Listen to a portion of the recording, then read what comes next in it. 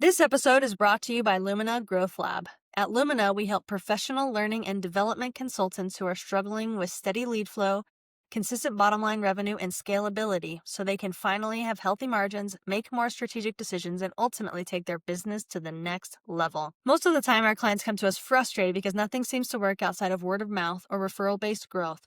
But with the right strategy and support, they're able to confidently add new channels of lead generation that create sustainable revenue and year-over-year growth for cheaper than ever before because of the use of AI technologies. If that sounds like you or someone you know, connect with me on LinkedIn and I'd be happy to have a conversation with you about unlocking your business's potential.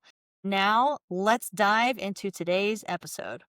Welcome to the Marketing Matrix, everybody. I'm your host, Lisanne Murphy, and today I am joined by the one and only, the talented and incredible Emilia D'Anzica. Emilia, thank you so much for coming on the show today. Lisanne, thank you for having me. Guys, I am seriously so excited for you to be blown away by this woman, and I'm excited to be blown away by her as well. I met her recently, and she was so down to earth, but yet like her expertise and her brilliance and the opportunities that she's had to scale and exit companies are just like literally what most entrepreneurs dream of. And so I'm really excited for her to disseminate her knowledge and really distill it down for us. She's also like not done, right? You know, you think like after some exits, it's like, okay, she's ready to just like sip pina coladas on the beach, but she can't sit still. She's going for it again. And so we're going to dig into that as well. And so let me take a moment to introduce Emilia, and then I am just going to let her blow us away. So Emilia D'Anzica is passionate about fostering balance across health, growth, and excellence. With 25 years of global leadership in B2B SaaS, specializing in go-to-market strategy and customer success, she now teaches at the MBA level and advises companies on customer lifecycle management and revenue growth. She is known for building and leading teams and is a published author. She holds an MBA and is PMP certified. She also has had 4 successful exits in her career. All right, guys. So no matter where you are, give it up for Emilia. Thank you so much for coming on the show today. Do you put this much pressure on all of your guests? Yeah, I do. I'm like, there's no pressure. You're already awesome. So, but thank you so much for coming. So for people that don't know you, like talk about like some of the, like where you got your start, some of the opportunities, like how you formed as a human being in terms of like how you approach your. I I have to give it up for the women who support women in tech, especially. I was fresh out of university and had been living in Canada, and my boyfriend and I at the time drove to San Francisco on a road trip, not realizing that we would fall in love with the city. And I started applying to tech jobs because that was what was really hot at the time. And this woman, Casey Seidenberg, was working at a startup as a marketing director, and I knew nothing about marketing. My degree is in Canadian studies and history, and I applied to this job and absolutely fell in love with the company's mission and her style, her leader, the way she led our entire conversation. And she told me that she had already selected a candidate. But I wrote her a follow-up, good old-fashioned letter, dropped it in the mail, and I got a letter a week, or I got a call a week later, and I got the job. And so through that opportunity at 22 to just get a touch of tech, and I made so many mistakes. I'm surprised she didn't fire me, but she taught me so much, and I have always promised to carry it forward. And that bug, once you start working in tech, has just stuck with me. And so that's how it all started a very long time ago. Yeah, I love that. Well, and I've heard from other people that it's tough to make it as a woman in tech. Like the culture can be harsh, and you can often get pushed out. So, did you have that experience? Like were you edged out of some of the places that you worked? Like, were you always able to find women that supported your growth? Like what was that journey like for you? I wish I could say it's changed, but unfortunately, I don't see significant changes. The best example I can give you is as an instructor at a business school. My very first cohort at this school for chief revenue officers was a cohort of all men. I was the only woman in the room, and that happened this year.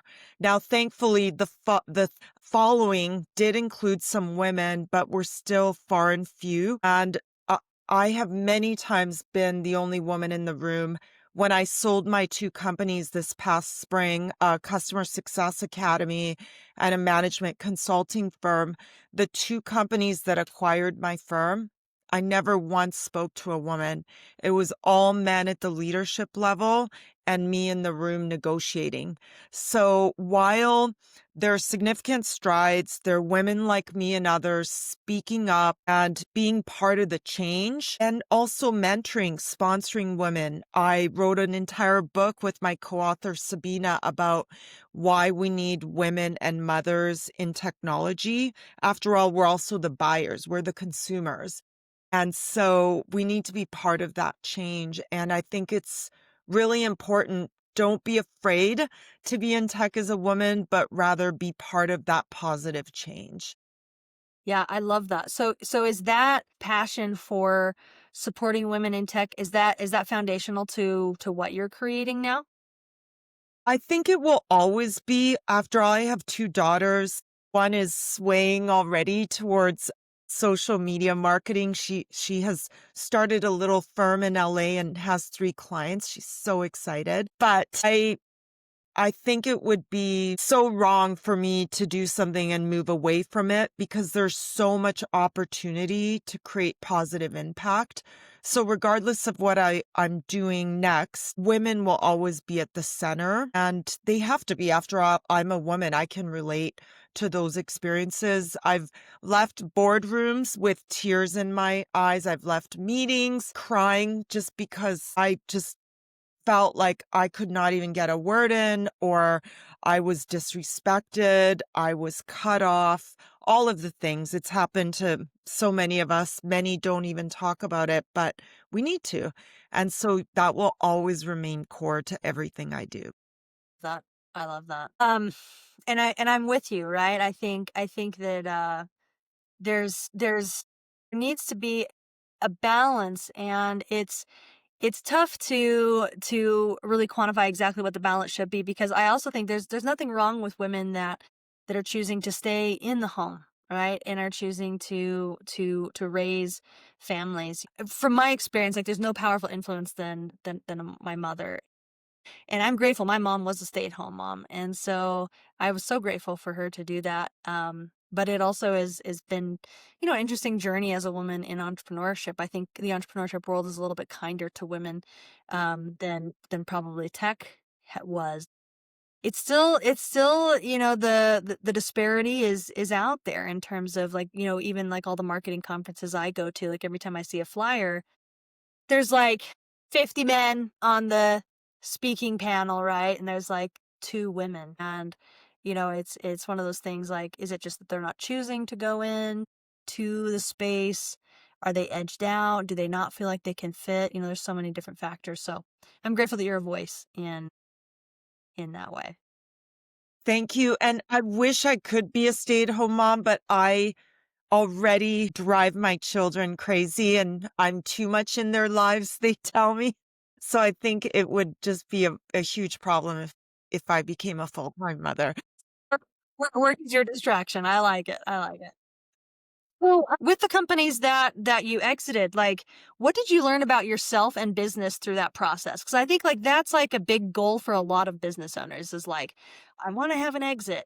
So, but sometimes it doesn't work out exactly how you planned. Sometimes it's smaller than what you imagined, or like there are like things that you wish you would have implemented earlier to be able to get a higher valuation, or it's like, wow, it changed everything and I got really lucky. You hear all kinds of stories. So, like, what did you learn about yourself and about business from that process that could benefit people that are interested in selling their own business someday? Yeah. I think the first thing is you have to be selling and doing something you're passionate about. When you start a company, it's a 7 days a week job and it keeps you up at night. especially if you have a month of zero income and you have people to pay and promises you've made and food to put on the table. So if you're not passionate about it, 99% of the people will quit during those months. They'll give up and do something else, and you could be on the brink of success. So it has to start with passion. You have to believe in yourself, and you have to stop comparing yourself to others. There's plenty of room in all markets to disrupt it and to bring your unique self. So you need to believe in yourself and that what you bring to the table is unique. I was on a call earlier today and they rambled off three people that do something similar to what I do. And they said, why would we select working with you? You have to be able to answer that with confidence. I think it's really important. The other thing is surround yourself with people who do things that you don't want to do or they're not your fortes. I knew that I didn't want to manage QuickBooks. I wanted a CFO in my life who could help me think about scaling and how much I should be charging to be able to get to X numbers each year. I also made sure that I had a really good lawyer and a good accountant. All of those people who you need to have around you should you be preparing for an exit. I think that's really important. I interviewed several before I selected one, and I'm so happy I did because the one I did end up going with really had my back in the room when maybe my more Italian temper wanted to come out, or I felt a moment of weakness. I knew he had my back. He was texting me. We had rehearsed. He made me feel really confident in those conversations. So I would say the second piece of advice is really surround yourself with smart people and invest. Like if you're going to just keep all the money, you're going to stay small. So you need to think about long term and you need to invest the money, and that takes risks. A lot of people don't want to take the risks, so they remain small. And those are the two pieces of advice when I think about starting another business. Am I really passionate about it, and who am I going to, support myself with? I mean, your company, Lisanne, the perfect example, the marketing arm that can help scale. A lot of companies, if they don't invest in that, they ended up doing a mediocre job. And I just knew I didn't want to. I wanted to make sure I surrounded myself with people who knew what they were doing so I could focus on my passion. I love that so much. So, and one of the companies you sold, you mentioned was a marketing, or sorry, was a management consulting company, correct? Mhm. So when you sold that, like, did you feel like you were selling a piece of yourself, or like, how were you able to like sever you from that to be able to let it go? I knew I had taken the company as far as I wanted to from a passion perspective. And I knew that the people who were taking it over were experts. So the three principal people that are currently leading the company all used to work with me, and I know them very well, and I know they're so good at what they do, and they're going to take the company to the next level. They already have, and I'm so proud and excited for them. So I think it was easier than a lot of people may imagine. I love the brand. I want it to live a long time, and I want it to keep having impact on B2B tech companies, and it is. And so that's why I'm excited about it. I don't feel like I've lost a piece of me. I feel like a piece of me is continuing to grow. I like that. I like that. That's really, really well said. So I'm curious, with your new thing that you're doing right now, were you starting to put that together while you were still in your other business? Or like, was there a space where you just gave yourself a chance to like be, and then you started thinking about it? Like, how was it an overlap, or was there a space with what you're planning on now?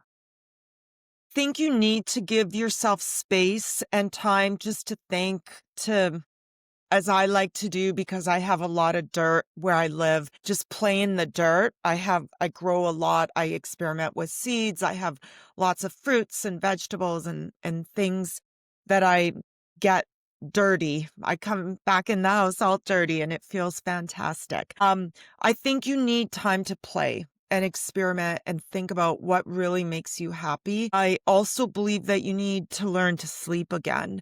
So for me, March 1st or March 15th was probably the last day when I, handed off the keys. Fast forward, we're in September. I can now say that starting maybe in August, I could finally sleep 7 or 8 hours without waking up in the middle of the night, worrying or thinking about a meeting or a client or a follow up or someone on my team. And you need time to rest. And so I think that's been really important. And focusing on my health and well being has been critical because too often when I was in corporate, I would jump from job to job. And I think that led to burnout. And so many of us, especially in Silicon Valley, I'm sure it's the same thing in New York on Wall Street, is we're running in this hamster wheel and we need time to rest and really reset. Otherwise, we're just not putting our best selves out there. I don't want to live in a state of mediocrity. I want to live in a state of excellence.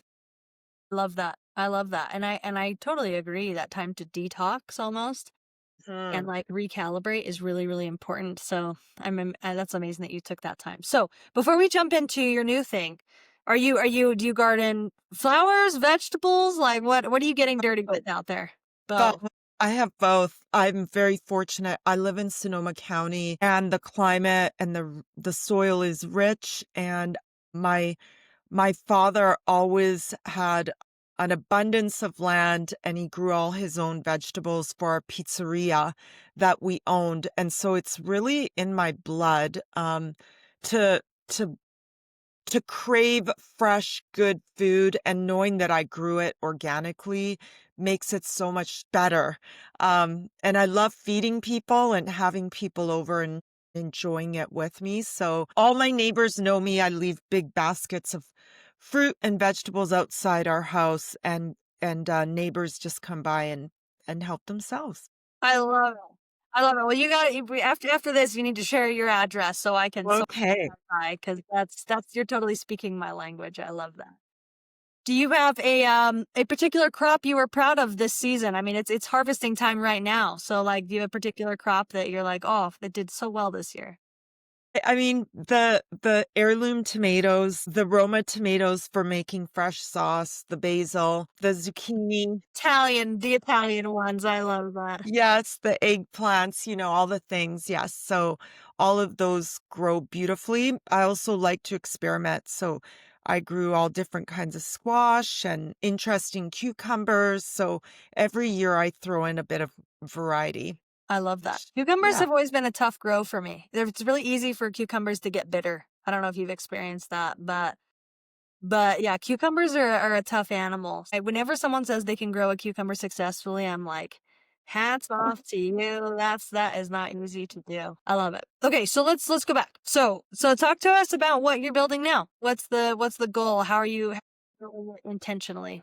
Yeah. I mean, in 2017, one of the best things I ever did was get all our savings, my partner and I, and we invested in real estate, more like vacation rentals. And so that continues to thrive, even if a lot of people aren't coming to the US. Right now, we've seen a drop. It's clear locals continue to rent and getaways. So I'm continuing to optimize those rentals, and that's always fun to meet new people. I love greeting all our guests that come through the door. And so that will always continue. And it's part of hospitality and who I am. So the customer experience. The other piece is I am now managing and moving more into leadership coaching and advisory, but with that perspective of well-being. And I think well-being is so neglected in leadership. So really making sure that it's about the whole self and not just about, well, what are your revenue numbers? What are what is your growth strategy for your team? How are you setting up your team? What does the customer life cycle look like?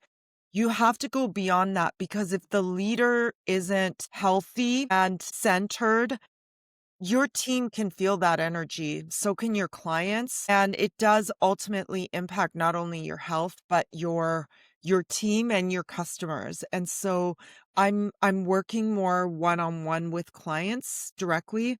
I will always also keep teaching. So I will keep being an instructor and an adjunct professor at universities. And that's really what I'm focused on for now. Love that. So, and are you wanting to build out a team with your new advisory practice, or are you just gonna like work as people word of mouth comes in, or as you feel like you want to? Like, how are you managing that flow? I've promised myself that until the end of the year, I'm just going to do this as one, and then in January, make bigger, bolder decisions. But right now, I'm still in that phase. I want to think, I want to research and study and read and do all of the things that I've wanted to do, but I haven't had time. And I think it's really, again, really important before I finalize what I'm doing. Even with growth molecules, I hired a coach who had done this in the past. And that person helped me so much. Just even think about what business model do I want to use? We ended up using the EO entrepreneurial model. And this time again, I've hired a coach just to help me think through some of these ideas that I have, and then come January, that's when I'm really going to start thinking about the bigger, the bolder. I love it. It's so good. I love it. So I we've caught you at like a really awesome time of reflection and yeah. So like what are some of the projects that you're wanting to do that now you feel like you have this time and the bandwidth to do? I mean, just even simple things like taking tennis lessons so I can be better on the team I'm on because, I you only have so many hours in a day and fitness is really important to me and often the 6 a.m. hit classes take precedence over a tennis lesson. So now I have more time to do that. I'm accompanying my kids on trips more often. I am going to parents' weekend at my daughter's university in the fall, which I sadly had to miss last year because of work. I'm taking an online course around organizational behavior at Columbia. So just doing all of these different things that I've always wanted to do, but again, they're on the back burner. Now's the time to take advantage of it before I start working more full time again. Yeah, I love that. Well, I mean, you're still like you're full time in your life, right? So Yes. so you're doing good things. I love that. And then what do you teach in university? What MBA classes do you teach? Right now, it's customer lifecycle management. So increasingly, customer success, customer experience is falling either under marketing, product, or sales. And these CROs are often very experienced in selling to prospects. But what happens once the prospect becomes a customer? It's a different sales cycle. And so we really explore how do you sell to people who have invested in your products? There's now a trust that's being developed. How do you identify more growth opportunities for upsells, cross sells? How do you ensure that renewal comes in? Those references, what happens when you lose a customer? How do you win them back? So we really explore those topics. And my favorite part is at the end, we do a mock board room where each cohort works in small groups and they present back to the class and to myself an idea on how they're going to manage this new customer lifecycle strategy for a scenario, a real life scenario that we've built for them. And it's really exciting to see them put everything they've learned in the class in action for a boardroom. So it's really one of my favorite things to do is teach and give back and meet all these amazing professionals from around the world. Love that so much. So good.